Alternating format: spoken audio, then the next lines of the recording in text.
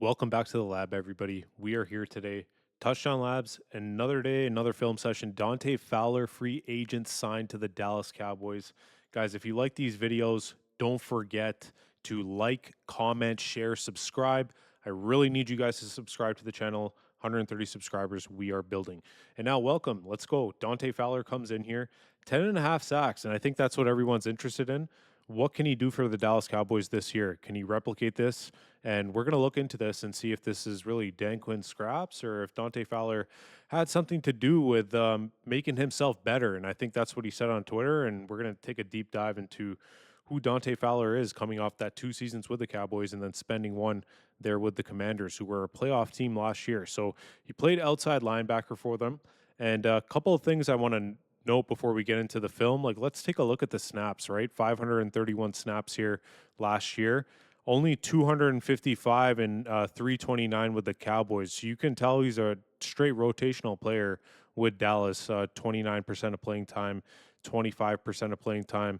So we're going to do a little bit of projecting, right? When we come to Dante Fowler, he plays 51% of the time with the Commanders, plays a lot in the run, which he improved in. You can see his run defense, 199 snaps there. 39 tackles, a lot more than when he had with the Cowboys, closer to his first year and that year in the Falcons. And he's a beast this year, where he gets paid, I believe, with the Rams, and he gets traded. So these are things to point out, right? Can he turn into this guy again? This is the 11 and a half, 10 sack season that we're trying to repeat. And I think when we break it down and look at his 531 snaps, if he ends up playing this way because Nealon's injured and Sam Williams is coming back from injury, it could be possible that he creeps up into the 10 sack range. Like, he is getting better. He's playing more on the run. You can see this year he played 309 snaps on the run as well. He's very, very successful. His pressure rate is usually around 15%, give or take, on a very good year. So 17% here, 19 with the Cowboys, dips down to 14 and a half with the Commanders. But once again, that's because his playing time's up to almost 50%, right? So let's take a look at these 10 and a half sacks and see what Dante Fowler's doing and how he's rushing the passer and making sure he's successful in Dan Quinn's scheme. I really don't think that these are scraps when it comes to Dan Quinn. I think this is a good signing. It's a 1-year signing for us. Another prove it year for Dante Fowler. It gives him some good guaranteed money. And we're just loading in here while we get into the film. Deshaun Watson, we know, like, nothing to be said here until he tore his Achilles. Wasn't playing great, but let's just look at the film and see what Fowler's doing. Number 6, I believe he's rushing on the inside here, right? He's able to beat that double team and really just he's a finisher. So that's the one good thing I like about Dante Fowler when you see him on film. He's always making sure that he gets to the point that he's finishing his sack.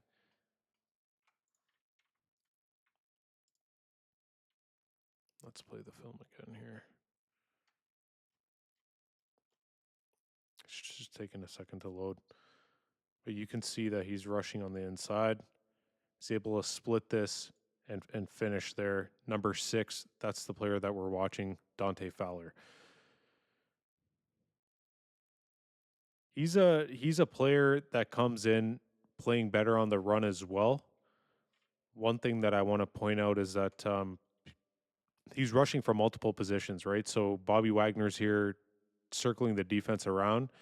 He's able to finish on guys like Lamar Jackson, which is important. That's what we need on this defense. We need people who can finish against athletic quarterbacks, guys like Jaden Daniels, who he's used to in practice now. But you can see he's rushing off the edge here. He's going to come through, be able to beat number 70.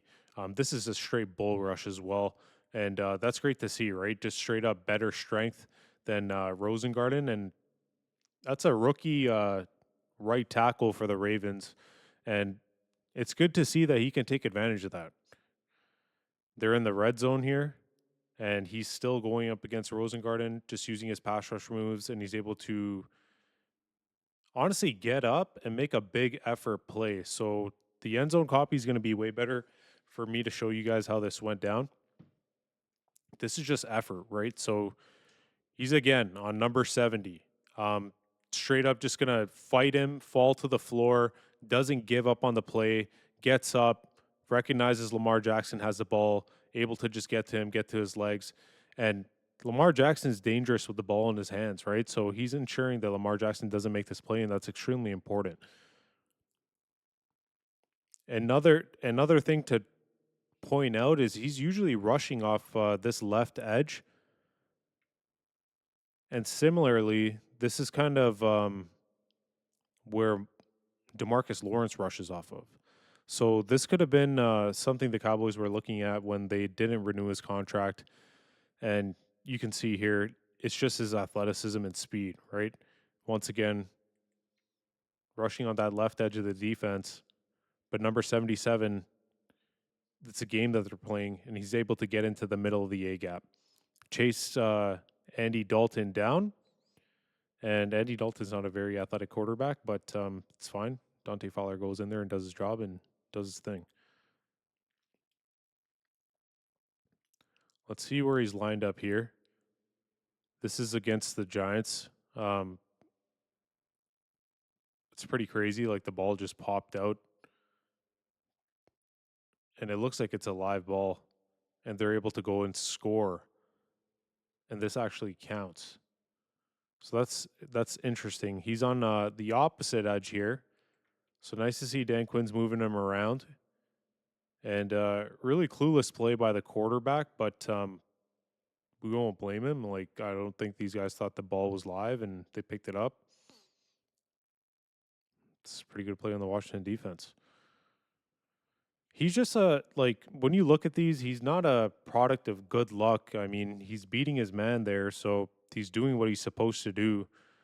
I believe he's still on the other end. They're playing a game with him. They're running somebody behind him, goes into the middle of the A gap, able to finish the tackle.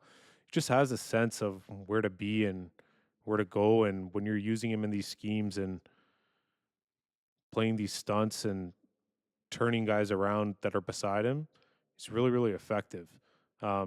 You can see number 4 is going to try to line up behind him, and it doesn't matter, right? Dante Fowler is able to go in there and clean up that tackle in the middle of the field. But won't go too crazy there. It's a Giants QB that isn't that great. So let's see him against Russell Wilson, also lined up on that edge, fighting against 2 guys, and just finds his way through the middle of the offense, right?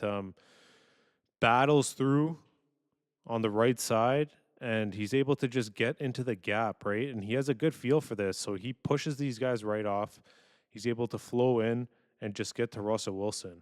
And that's a great play by him. And it doesn't give Wilson time, right? And that's the other thing. Like his pressure rate, it's there 15% of the time.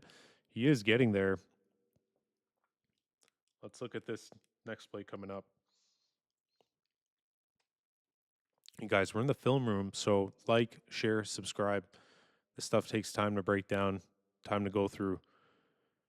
Again, here, rushing from a different angle, and we'll go into the other copy and I'll break this down.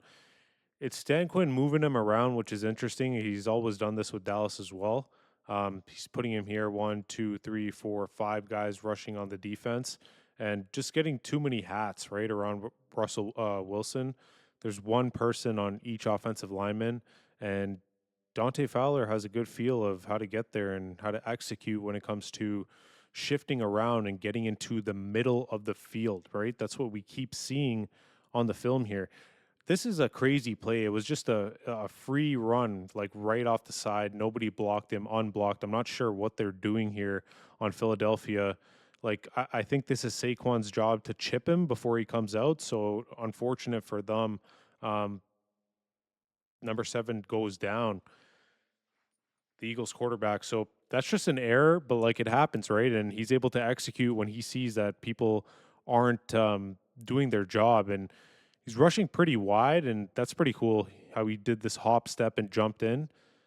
We'll go back, and you can see him celebrating on the side over here.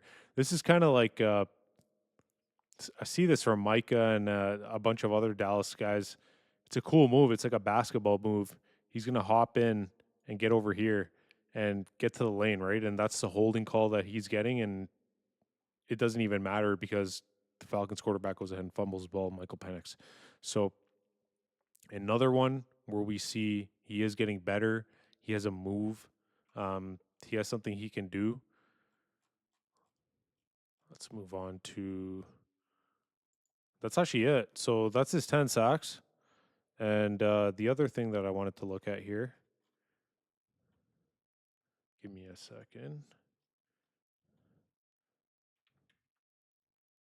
Was his pressures. So let's take a peek at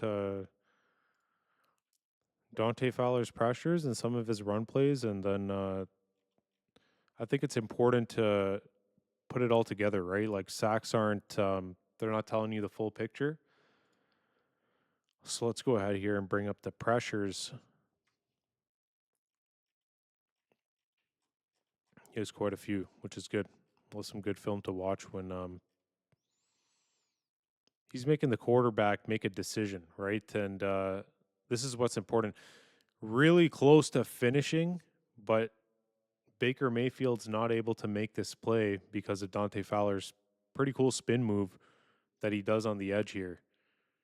He spins in, and unfortunately, he like hits Baker Mayfield. But he's like a technician when it comes to finding this gap in the middle, and I don't know how he does it. We see it on like every single one of his sacks, or in this case, pressures. He's really good at doing like a hop step or playing a game with somebody behind him to get inside and find a way to get into an open lane and make a tackle. Here again, coming off the edge, it looks like he's getting held. He's on the floor there. So just making things tough on Baker Mayfield, but Baker Mayfield's turned into a really good player on the Buccaneers. Dante Fowler, all in all, for, you know, a 1 year contract, I think it's fine. We're getting a player who's going to play with a motor, and I don't know how they didn't call that a hold, to be honest. But getting a player that has a motor, he's familiar with our defense. He's even said it. He's gotten better. He's playing a ton more of run snaps as well, so he's not suspect, and he can get more playing time. I think that's what's important to note. Even here, he's causing havoc, right? Straight havoc for Joe Burrow, and that's tough going against a elite quarterback like that and making sure you have pressure game in and game out. This is fantastic work by him and the rest of the defensive line. Here again, he's lined up on the opposite edge. Swim move underneath, just grabs a hold of Burrow and brings him down with force, right? And that's what's important. He's a strong guy. So I think all in all, Cowboys are getting a perfect player. We're going to come back next week, do another mock draft. I got a couple more film sessions that I want to do as well. I'm going to do a film session on Jonathan Mingo. I think we found our new wide receiver 3. I think he's a little bit better than what Turpin can be. And I'm expecting big things from Turpin this year as well. So a couple things I'm going to break down for you guys in terms of film, and then we're going to have a mock coming into next week. So guys, like, subscribe, Touchdown Labs out. I'll see you guys again.